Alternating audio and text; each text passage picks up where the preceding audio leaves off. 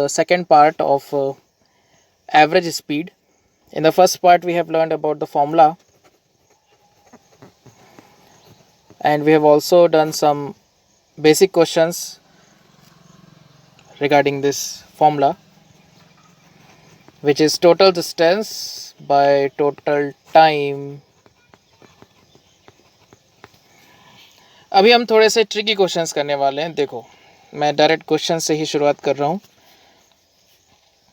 जो हमारी जर्नी होती है उसको हम डिस्टेंस के रेस्पेक्ट में डिवाइड कर सकते हैं, टाइम के रेस्पेक्ट में भी डिवाइड कर सकते हैं. तो अलग अलग तरह से दो तरह से क्वेश्चन बनेंगे. जैसे कि अभी मैं डिस्टेंस को डिवाइड कर रहा हूँ. देखो ध्यान से. In first half distance average speed is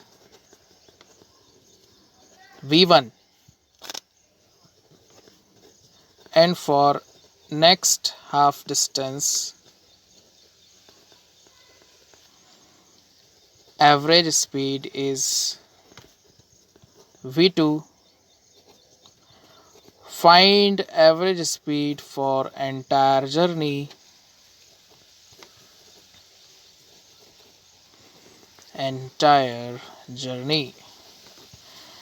so देखो, जैसे कि ये डिस्टेंस हो गया total distance. First half distance को मैं d मान लेता हूँ, सेकेंड हाफ डिस्टेंस को भी d मान लेता हूँ. Time taken first half distance का t1 है, सेकेंड हाफ डिस्टेंस का t2 है. t1 होएगा d अपॉन v1, t2 आ जाएगा d by v2. Total time हुआ जर्नी का t1 plus t2 d by v1 plus d by v2. Entire journey की एवरेज स्पीड आ जाएगी total distance by total time, जो कि हो जाएगा 2d by d by v1 plus d by v2. इसे हम और फर्दर सॉल्व करेंगे. d कैंसिल हो गया. 2v1 v2 upon v1 plus v2. This is the answer for this question. Next question. अब मैं एक ऐसा क्वेश्चन ले रहा हूँ जिसमें मैं टाइम को डिवाइड कर दूंगा. जैसे कि क्वेश्चन लिख लेते पहले. For first half time average speed is v1 and for next half time average speed is v2. Find average speed for entire journey.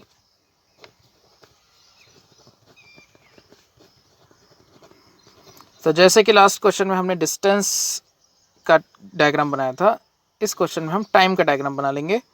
First half time t हो गया, नेक्स्ट हाफ टाइम t हो गया. इसको हम time line कहते हैं. Distance हो गया फर्स्ट टाइम का d1, डिस्टेंस हो गया सेकेंड हाफ टाइम का d2. देख सकते हो मैं d1 को लिख सकता हूँ v1 इंटू टी, d2 हो जाएगा v2 into T. Total distance हुआ d1 plus d2, that is v1t plus v2t. Entire journey का एवरेज स्पीड होएगा v average is equal to total distance, जो कि है d1 plus d2 bye total time 2t. d1 को मैं रख देता हूँ v1t, d2 को v2t और नीचे डिनोमिनेटर में 2t. T cancel. आंसर आया v1 plus v2 bye 2. Next question. अब मैं इंटरवल को रेशियो में डिवाइड कर रहा हूँ. जैसे पहला इंटरवल है t1, दूसरा इंटरवल है t2, तीसरा इंटरवल है t3. इनका रेशियो क्वेश्चन में दिया है. जैसे मैं पहले क्वेश्चन लिख देता हूँ. The time duration of journey is divided in ratio 1:2:3 in 3 parts.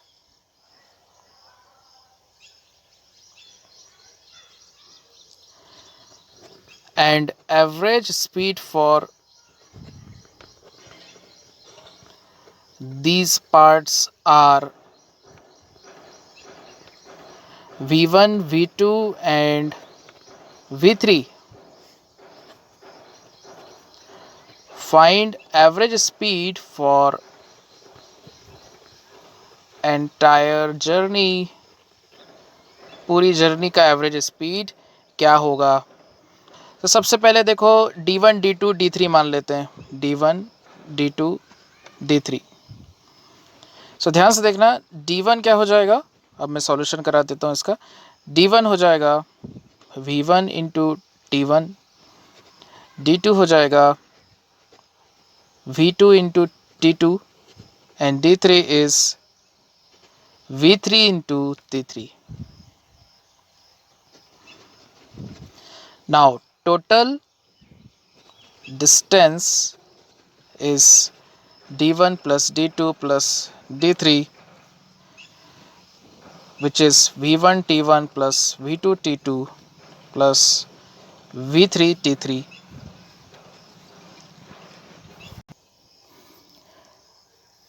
Total time निकाल लेते हैं. टोटल टाइम इज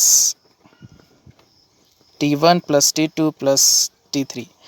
अभी देखो यहाँ टाइम का रेशियो दिया हुआ है. T1 T2 T3 का रेशियो दिया है. T1:T2:T3 is equal to 1:2:3.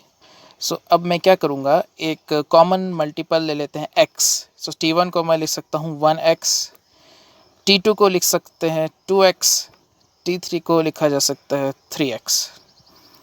So total distance हो जाएगा V1x plus V2 into 2x plus V3 into 3x.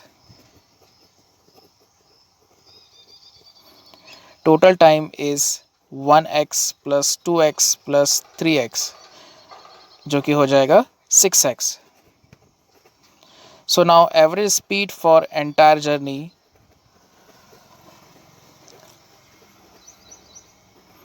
is total distance, which is V1 plus 2V2 plus 3V3 whole into x divided by 6x. Now this x cancel, so our answer is V1 plus 2V2 plus 3V3 whole divided by 6. This is our answer for this question. अभी जैसे कि last question में time को divide किया गया था, अभी मैं डिस्टेंस को डिवाइड करता हूँ. जैसे D1, D2, D3 इनका रेशियो दिया हुआ है क्वेश्चन में 1:2:3.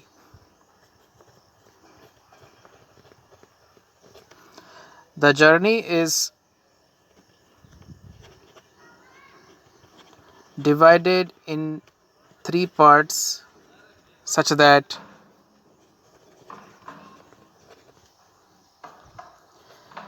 ratio of distances covered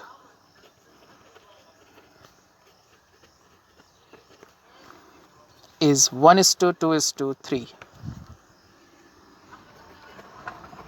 The average speed in these parts are V1, V2 and V3. Find average speed for entire journey. पूरी जर्नी का एवरेज स्पीड क्या होगा? तो देख सकते हो कि T1 को हम कैसे लिख सकते हैं, distance D1 upon speed V1. T2 को लिख सकते हैं distance D2 by speed V2.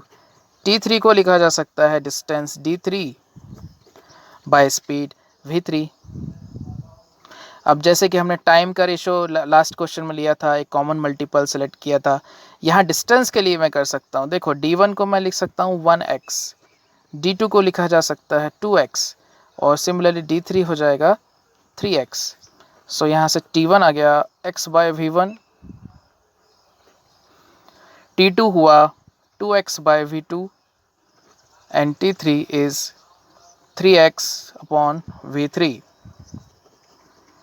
So entire journey का एवरेज स्पीड क्या हो जाएगा?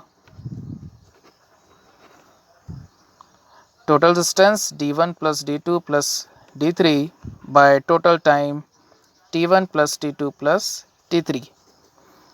सो टोटल डिस्टेंस देख सकते हो x plus 2x plus 3x whole divided by x by v1 plus 2x by v2 plus 3x by v3। ऊपर से मैं x कॉमन लेता हूँ तो बचेगा 6 और नीचे x कॉमन लिया तो 1 by v1 plus 2 by v2 plus 3 upon v3 like this. ये x का x कैंसिल हुआ, सो आंसर हुआ 6 whole divided by 1 by v1 plus 2 by v2 plus 3 by v3। So this is the answer for this question.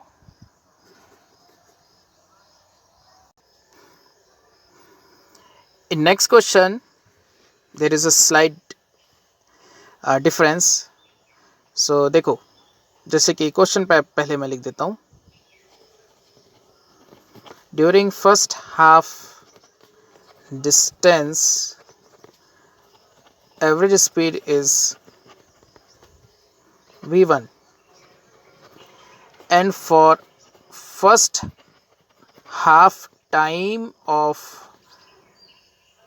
next half distance average speed is v2 and for remaining half time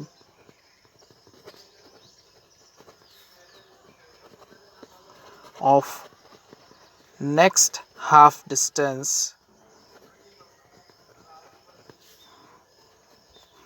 it is v3। find average speed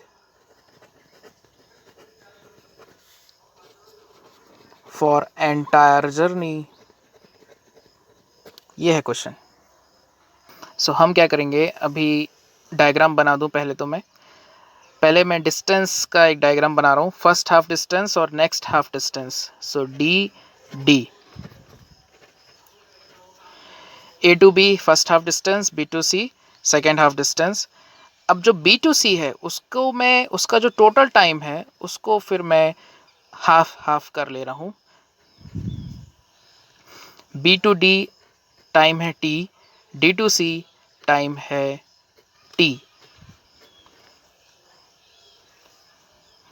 ए से B की average speed है v1, B to D की average speed है v2, D to सी की average speed है v3।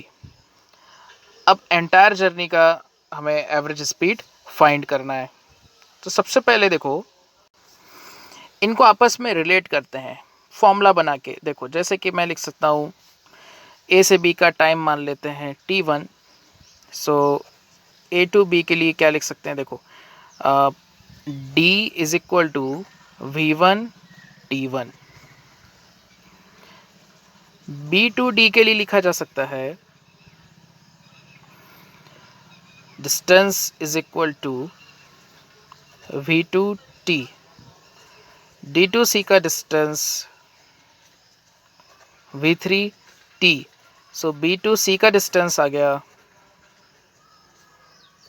v2 t plus v3 t। अब total distance हो गया है v1 t1 plus v2 t plus v3 t और ये टोटल डिस्टेंस है 2d के इक्वल। टोटल टाइम निकाल लेते हैं। टोटल टाइम आ गया t1 plus t plus t यानी कि t1 प्लस 2t। सो एंटायर जर्नी के लिए देखो,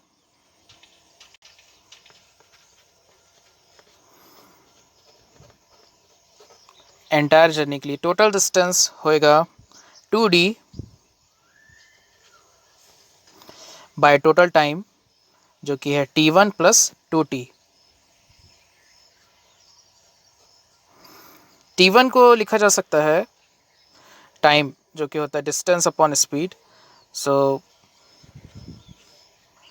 d बाय v1, और 2t को लिखा जा सकता है, देखो ध्यान से, जो b टू c का डिस्टेंस है वो है d, सो t यहाँ से आ गया देखो d by v2 plus v3,